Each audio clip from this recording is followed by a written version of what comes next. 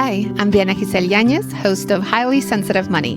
I'm a money coach, certified financial planner, and a highly sensitive person who brings money and social justice together. If you're someone who feels deeply, can endlessly think through how one decision affects everything else, or has ever struggled with all the things that traditional financial thinking leaves out, you're in the right place. In this show, I chat with highly sensitive people on how they handle their money, and with money experts on how they cultivate social justice in their work. Questions? Please go to allthecolors.net and schedule a free 30-minute call. And I'm happy to share resources on investment management, money coaching, workshops, or anything else money and social justice related. Join us in this episode as we explore money and sensitivity while honoring that all of our well-being is interconnected.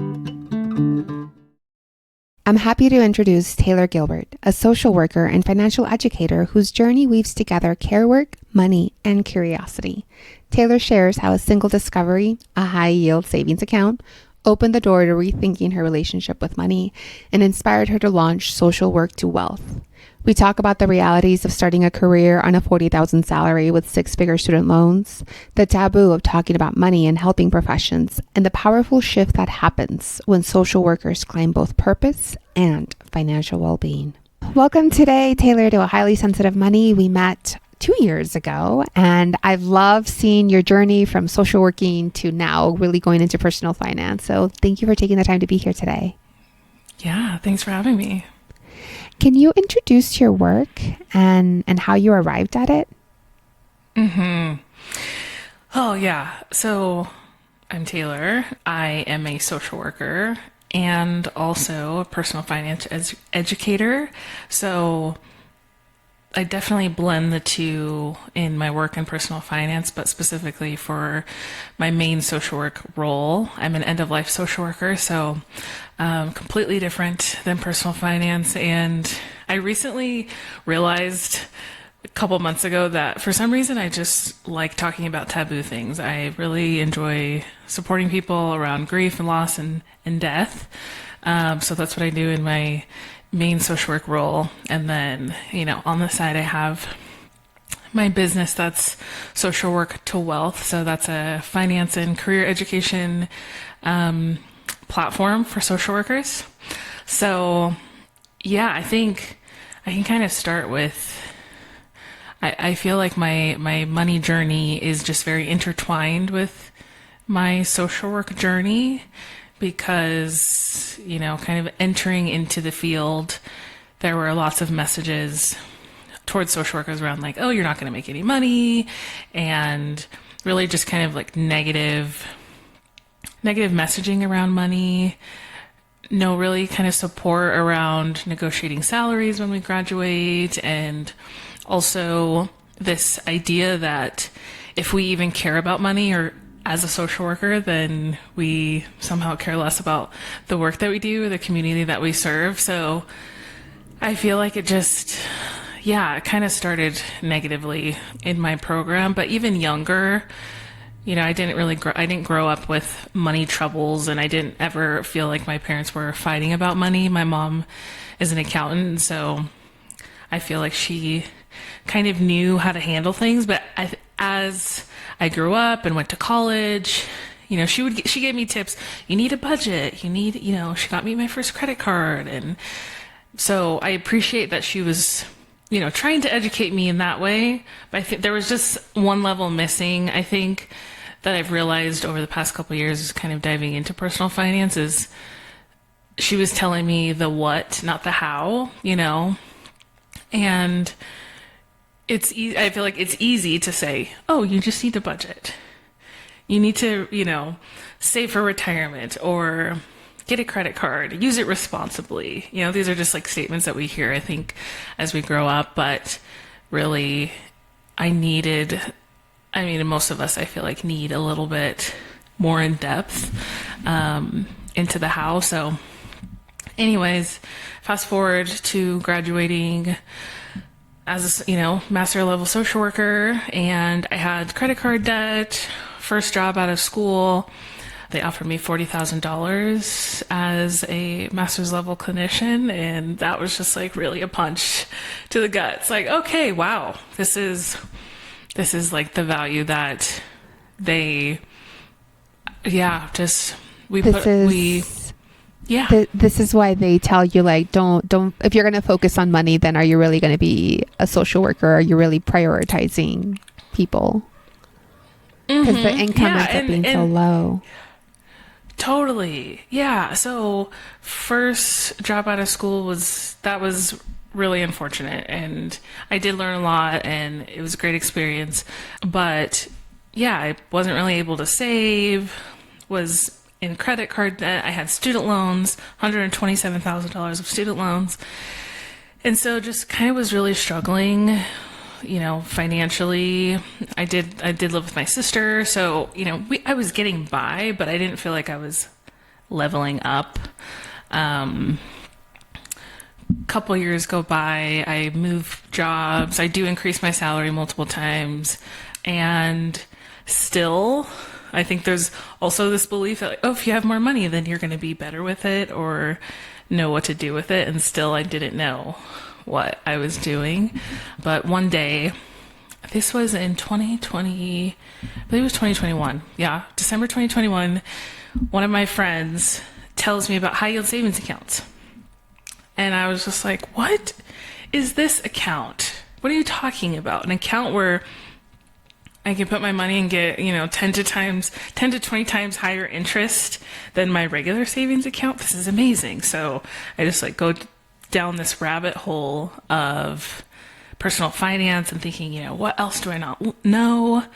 And just I came across people who were investing, retiring early, paying off their debt. I felt like I was someone who just thought I felt like I was just going to die with my student loans. My husband also had student loans. So combined, we had $277,000 of debt, mostly student loans. But we just kind of were like, okay, this is life. You just pay on your debt and then you die. But it was just so refreshing to see people online talking about debt, sharing their numbers, being really transparent about their numbers, and also just giving me a different, just this vision of a life that could be lived differently. You could pay off your debt, you could invest, you could retire comfortably, and that was really inspiring. So I decided to, we kind of revamped our finances and paid off a large chunk of debt in 1 year. And I just felt really good about what we did and what I was learning. And also, I was so inspired by other people who were online sharing their journey, being transparent. And so I just wanted to do the same thing. So I started my blog in 2022 and just started kind of documenting, this is how much debt we're starting with. It was May 2022, $277,000. These are some of the things that we're doing. This is what I'm learning.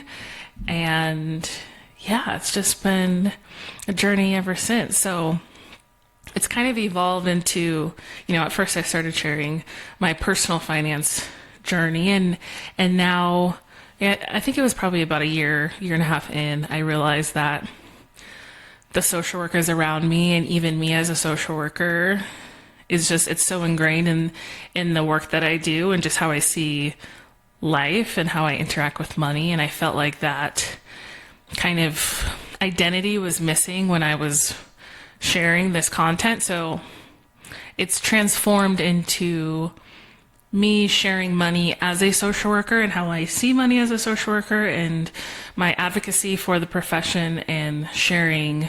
And my goal is to help other social workers become wealthy, because it's something that we can do. And so, yeah, it's just transformed into personal finance education, and then also career education and career exposure, because there's so many things as a social worker that we can do in the world. And during school, we're so just siloed in maybe not siloed, but we're just given just a few examples of things that we can do. Like, we can work in hospitals, we can work in child protective services, or in the government, or schools or do therapy, but there are so many other things that we can do, and also that are financially lucrative. And so, career advancement and career exposure is something that I'm really passionate about too for social workers.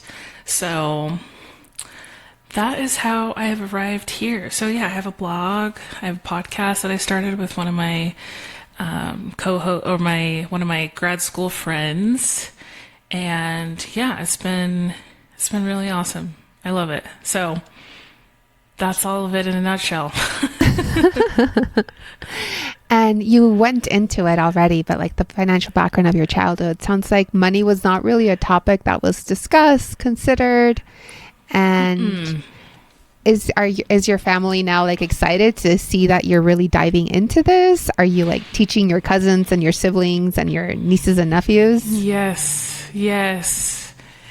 I think I feel like it's something I've realized even outside of my family, that we all kind of want to talk about it, but we're scared to talk about it because of the taboo-ness and also, the shame and guilt and all of those things that we experience. But it's so prevalent in our lives that we do really want to talk about it. And so it has been really, I think just transformative for my family, talking to my mom about her retirement, and she started maxing out her retirement because she was, thinking about that. I helped my sister pay off, a couple $1,000s in debt, just supporting her with her budget and money coaching. And so, yeah, it's definitely rippled throughout my family, and it's been awesome. And even my husband's mom, like I'm helping her with, she doesn't have anything. I mean, she has some money saved now for retirement, but she just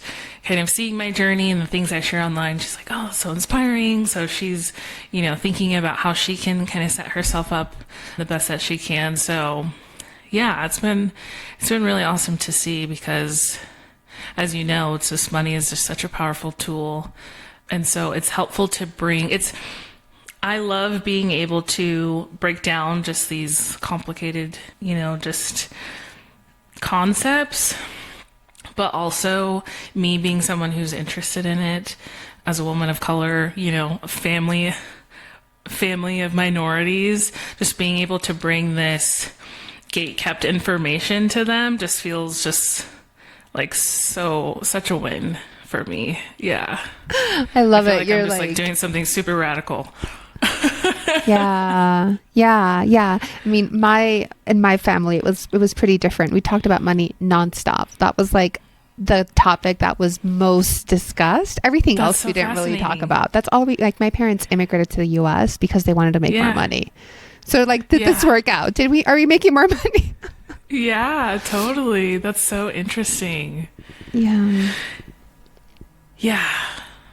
It's been an interesting to kind of think back and reflect on that part of my life, and just how still money is just such a taboo topic, and there are people like you who are, having these conversations more and normalizing these conversations, but still just so taboo. So. And I'm wondering, when you're working with your clients as a hospice social worker, do you talk about estate planning at all? Are you also giving money coaching as you're doing social working for hospice? Yeah. No, I was a hospice social worker. Now I still work in end of life, but it's more focused on organ donation. So I can give a little like short description of that. Yeah, it's super fascinating, but essentially I work with all of the hospitals. My agency works with all the hospitals in our region, so all of Oregon, Southwest Washington, and Western Idaho. And so when these hospitals have a patient who we think is eligible to be an organ donor, we go to the hospital, and my job is to talk with the families about their loved one who is on a ventilator, who is expected to pass or has already died on the ventilator, but it still is ventilated. My job is to offer organ donation to the families for their loved one. So it's a really like trauma forward crisis kind of situation, and it's mostly talking about like the here and now. And I think the farthest ahead that I can get is talking about funeral homes, and what they're going to, just how they're going to navigate that process financially, which that part comes up a lot, where people are really shocked about how much it costs to, cremate a loved one or have a funeral. There's not really much planning that can be had because, it's like such a unexpected event. But I think one thing I've just seen throughout this work and when I was a hospice social worker is just the unexpected expenses that can come when death happens. And that's another topic, again, that it's like the death and money conversation. Both of those two together are just so taboo. But I think so many people are surprised by how expensive a loss can be, unfortunately. Yeah. Okay. So you're much more like in the moment. And I'm going to jump over to a different topic, but you said that part of what you do at Social Work to Wealth is really looking at what can be most lucrative as a social worker. And I wonder if this is just like a hypothesis that I've created right now in the last 2 minutes, but is it the closer you are to client care, the less paid you are? Like the more that you are on the administrative side, the more removed you are from direct care, are you paid more? That's interesting. I think someone could make that argument, and then there would be, caveats or anomalies, with someone who owns their own private practice, doing therapy. You can charge whatever you want, and opening up a private practice is one avenue for a social worker to potentially make more money than they would at, say, like a community agency. But I think just in general, the overall, the majority of the salaries that are, social work jobs, I think there's definitely a conversation around the value that we place as a society on the population that social workers are actually helping. And so is there some correlation between why we're getting paid so low and the population, the people that we're supporting and that we're serving? Wow. Yes, that makes a lot of sense. Like if social workers are needed under, let's see, CPS, Child Protective Services, these are children that as a society, we may not be giving all of the things that they need. I feel like I could say we are not giving all of the things that they need, including well-paid, well-resourced care providers. Yeah, absolutely.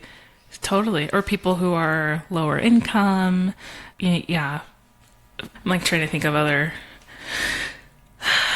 Yeah, people experiencing abuse and neglect, people who are low income, just kind of I feel like we could just list a whole bunch of different populations, but I think just in general, those are, just the people that we're serving are not,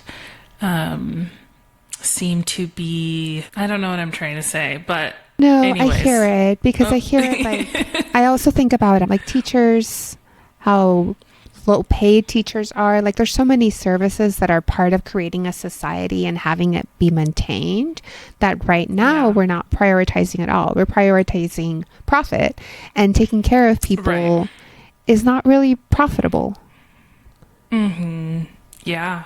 And I think there's another conversation around, social workers being a primarily female dominated profession, seen as care work. And so those, professions are typically just seen as less valuable as well. And I think the way that the US shows that you're valuable is with money. When I graduated from college, I worked at a mental health shelter, like a drop-in shelter for people experiencing houselessness, and I was considering becoming a social worker. And because my family had grown up talking about money for so long, I was like, oh, that doesn't seem profitable. I was looking at like how much money would I get for going back to school and getting another master's degree. And what's interesting about my job now as a financial planner is that it very much is a caregiving job, the way that I do it, because I'm focusing on my clients' like financial life plan. We're asking a lot of deep questions. Yes. And what's been difficult for me as someone who's very social justice forward is that the way financial planning is traditionally set up, I would only work with people with a lot of wealth. Mm-hmm. So I've had to add money coaching in order to be able to serve a broader breadth of people.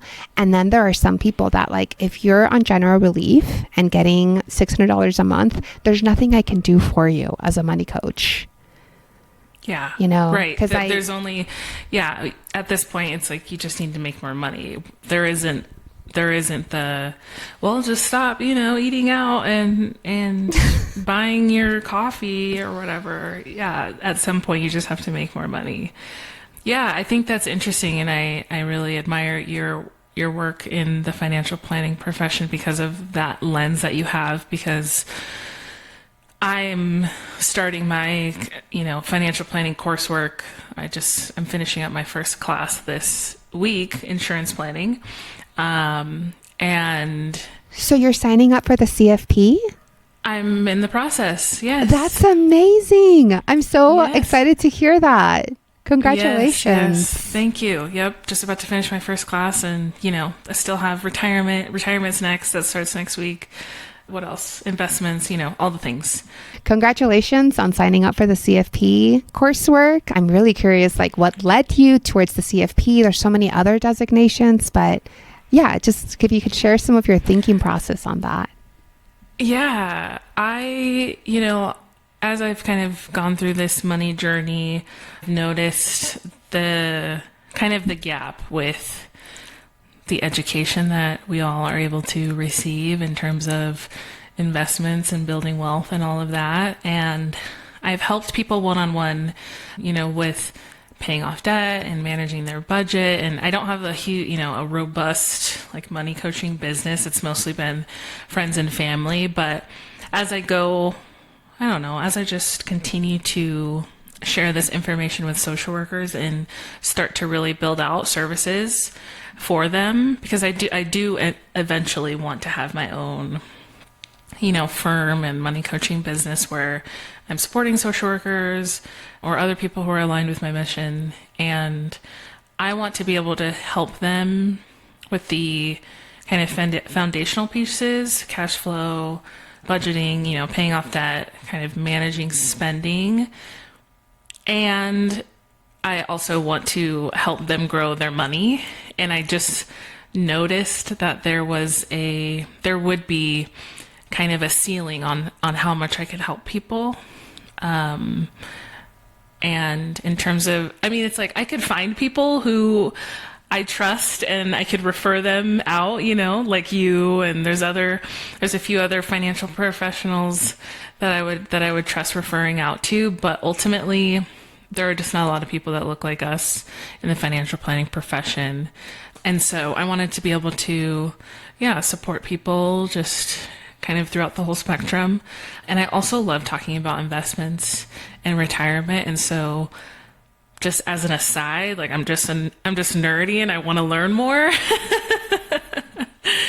But yeah, I'm excited to be able to provide these services to people and be someone that they feel comfortable, talking with about all of it, because it's hard.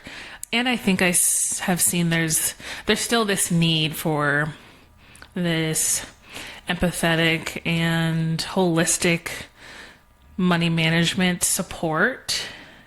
And I feel excited to kind of continue on this journey and bring in my social work kind of skills and values and combine them with this financial planning, work that I will be doing in the future. So, yeah. Yeah. And it's honestly, as a financial planner, the way that I practice it, the way that we practice it at Natural Investments, it really is very care focused. It's very focused on like the client's long-term goals. And there's so many different things that people could study. Like there's the accredited financial counselor, there's the CFP. And I know that since we met at FinCon, you probably did all of your research and figured out which one it was that felt the most right for you. For me as a CFP, similarly, it's like I like learning about this stuff, and it's nice to have a wide depth of knowledge. Although one of the jokes that they say about the CFP, it's like it's a mile wide and an inch deep. There's just so much to know. There's so much. There's so much. Oh my gosh. I know. I'm like, my insurance planning book is thick. It's no joke. It's an intense exam. It's an intense process. And there's not a lot of representation. 20% of CFPs are women and 1.5% are Latino. I think 1% or also maybe like 2% is Black. I think combined Black and brown is less than 5%. So it's very exciting to know that you're studying this and getting ready to join the CFP world. Yeah.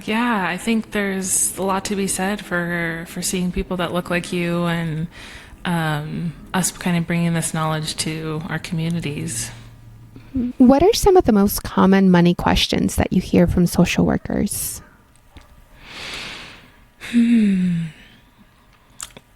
Yeah, I would say so there's a clinical license that we can work towards as social workers. After you graduate, you have to accrue so many hours similar to the CFP, and then you take an exam. And there are questions around, if I get that license, will that help me make more money? And so just kind of people trying to decide if they want to kind of put in the time and energy and money to go down that path, because you have to pay for monthly supervision, you have to pay for the exam. It can get kind of expensive. So there's that. And just where the order of operations of money, do I pay off debt first? Do I invest? How do I prioritize my goals? I think those are probably the two. This one I would say is probably about investing. I think people are interested in investing, nervous about it. I think there's been a growing conversation online about investing and stocks and things like that. And so I think, people are getting more and more curious about it. And so just trying to figure out how to start. And it's still such an intimidating process with, the platforms that we use to invest on. And then in terms of investing, kind of a layer deeper is, how do I invest in things that align with my values? The socially responsible investing. I think that's really important to social workers, that they're, buying things and investing in things that align with the world that they want to see or, hope it becomes. So, yeah. Investing in such a way that it doesn't turn your stomach is often like one thing I'll tell clients. Yeah, definitely. Yeah. We got to feel good about, I feel like we have to feel good about the money, about what we're doing with our money. I think especially social workers really care about, equity and social justice. And so I think it's important for them to know that their money is being used for good. Mm-hmm. You mentioned that there's a layer of intimidation. Are there like tips that you give people on how to move past that? Is it like the one-on-one work that they do with you? How are you helping people manage that? Yeah, that's a good question, and something that I've been trying to figure out in terms of like services that I offer. So most of what I do, I would say 99.9% of everything that I share online is free. And that's been really important to me for a long time, making this information accessible to social workers who, are some of them not making high wages.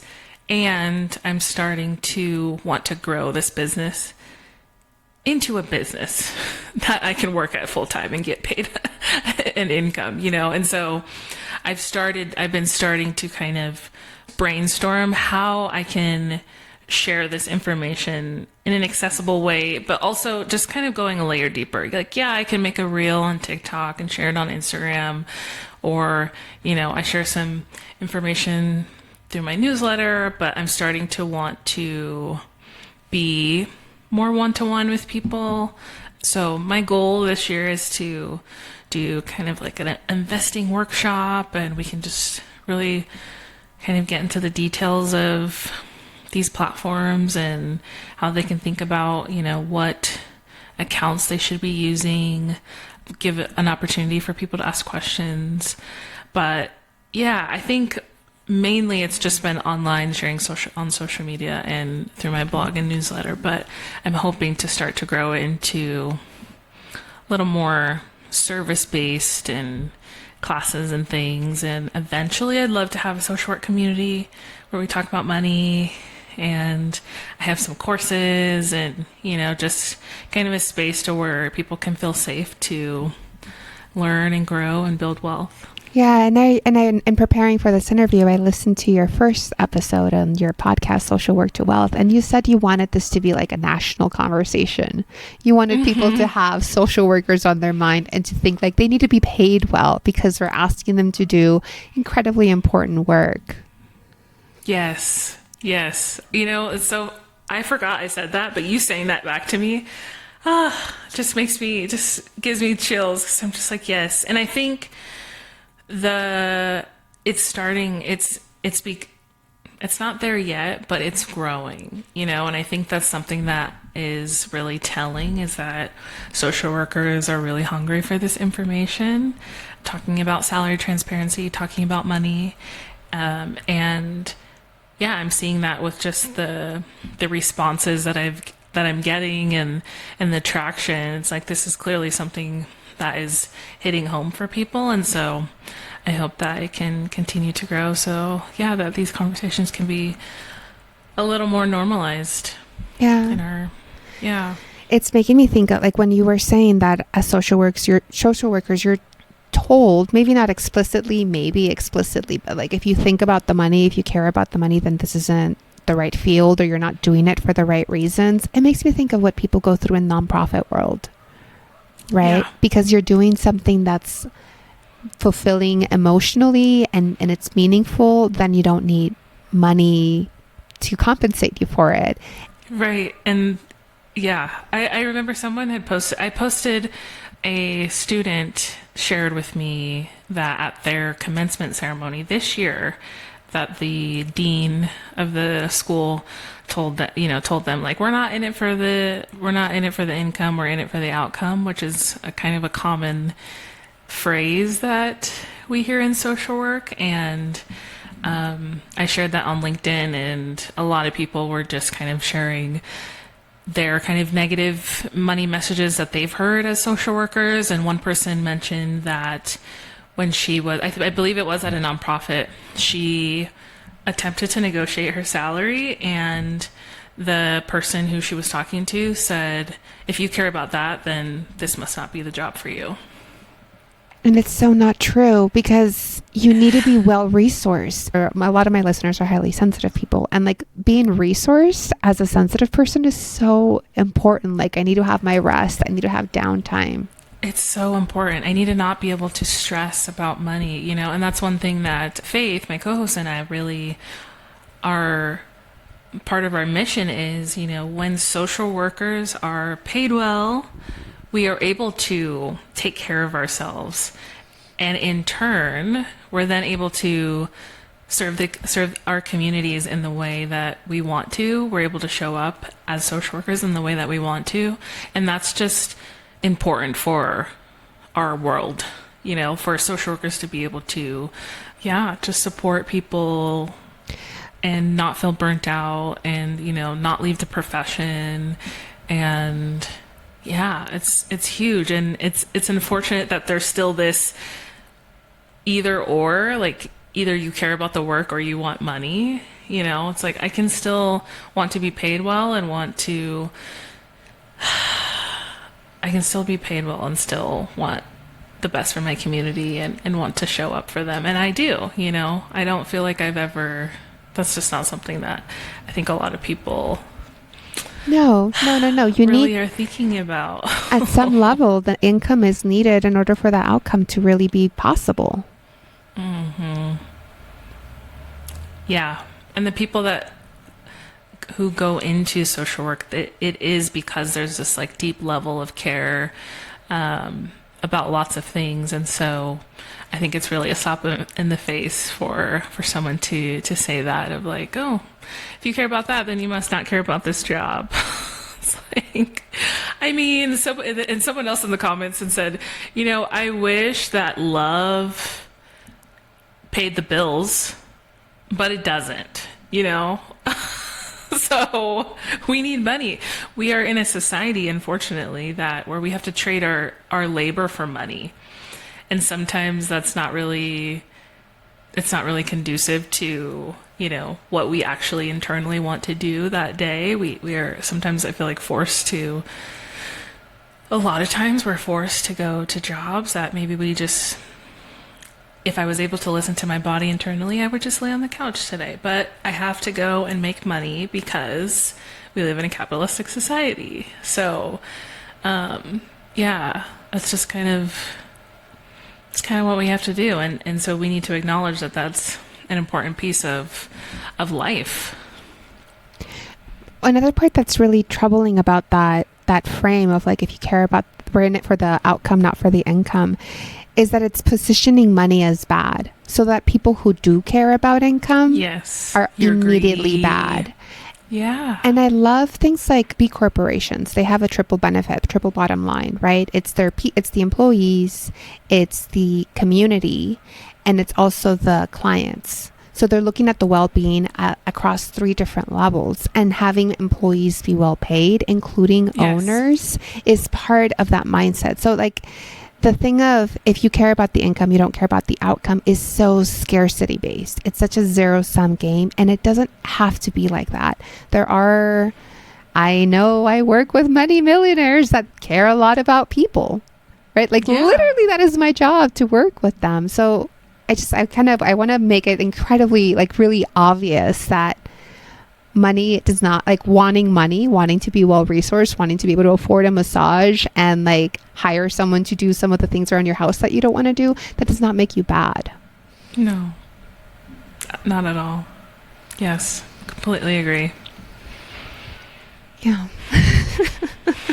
It's such a surprising thing that I think is not uniquely to social work. I think, teachers experience it and other professions that are, like we had mentioned, kind of seen as care work.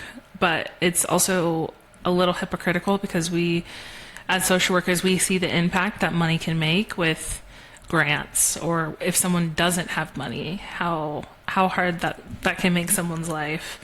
And so for some reason we're able to kind of like see it in other areas of the world of like, oh, I can recognize how money would be important to this client or to this business or to this organization. But personally, I think there's, for some reason, we can't also have it. So anyways, that's the last thing I'll say about that. Okay.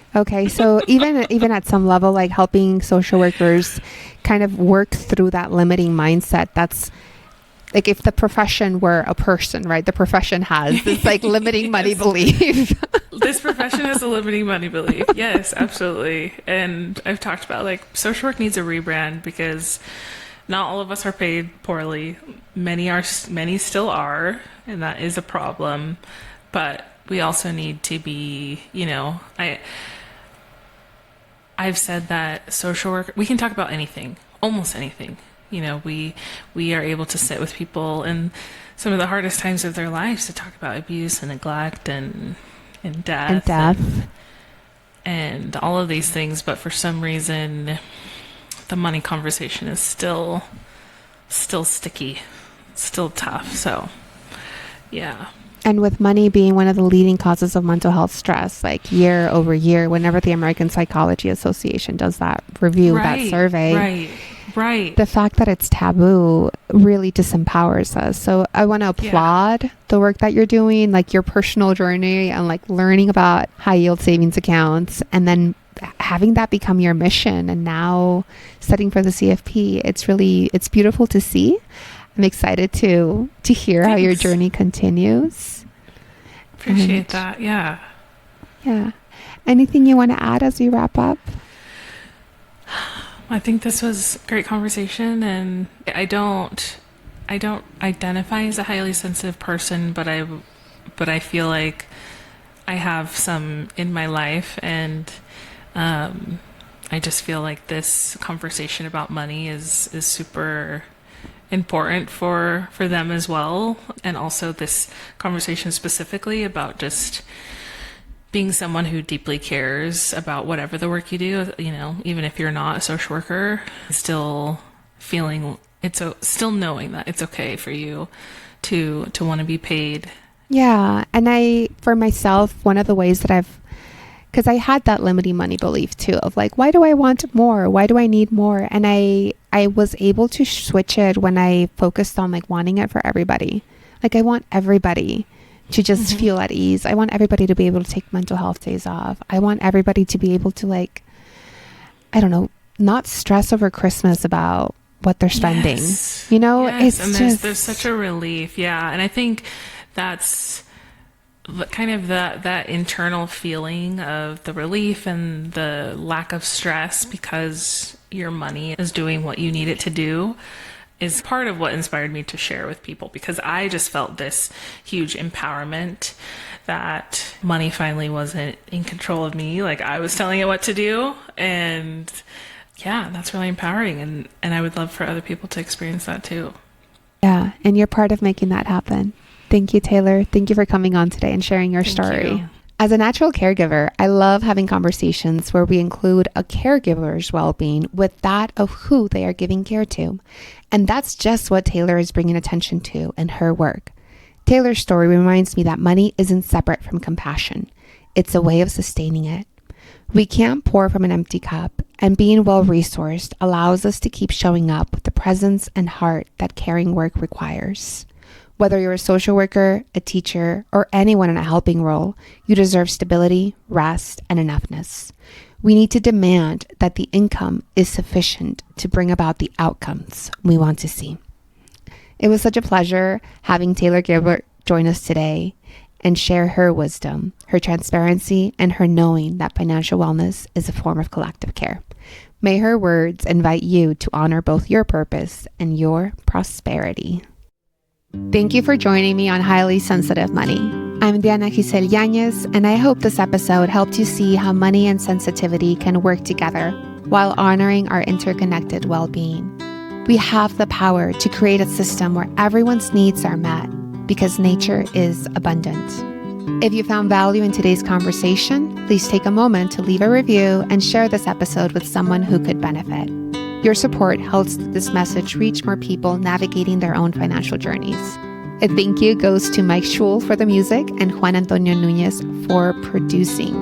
For more resources on bringing money and social justice together, sign up for my monthly newsletter over at allthecolors.net. I also invite you to schedule a free 30-minute call where we can talk about money coaching, investment management, and all things money and social justice. Until next time, remember that your sensitivity and deep thinking is your superpower.